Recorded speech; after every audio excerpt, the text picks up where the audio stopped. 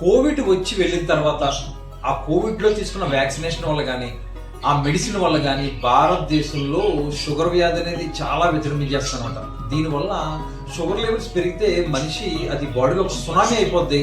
బాడీలో ఆర్గాన్స్ అన్ని, అంటే మన సునామీ వెళ్ళి వచ్చిన తర్వాత అలా బాడీలో ఆర్గాన్స్ అన్ని డామేజ్ చేసి వెళ్ళిపోద్ది.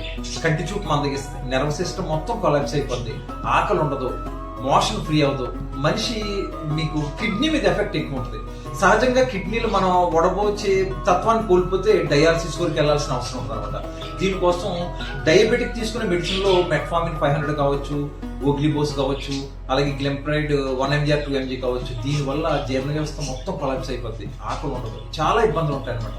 దీనికోసం మనం డయాబెటిక్ తగ్గించడం కోసం ఈ మెడిసిన్ తో పాటు ప్యారలల్ గా కొర్రలని, అలాగే మనకి బ్రౌన్ రైస్ తీసుకుంటాం.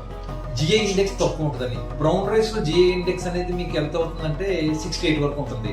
మన మోడీ కేర్ నుంచి వచ్చిన ఈ product soul flavours diet and diabetic rice అనమాట. దీంట్లో జిఐ కేవలం మీకు 52, అతి తక్కువ. తిన్న వెంటనే జీర్ణం అవుతుందండి, ఆకలి బాగా వేస్తుంది, మనిషికి పర్ఫెక్ట్ అనమాట. ఇది జీర్ణ వ్యవస్థ ఆరోగ్యంగా ఉంటుంది, ఆకలి పడుతుంది. ఈ రైస్ వచ్చి కావాల్సిన వాళ్ళు ఎవరైనా అయితే కనుక మీరు స్క్రీన్ మీద కనిపిస్తున్న నెంబర్కి రైస్ అని మెసేజ్ చేస్తే పూర్తి డీటెయిల్స్ నేను పంపిస్తాను. నమస్తే అండి, దిస్ ఈజ్ జీపీ గంగాధర్ పిడుగు. Thank you so much.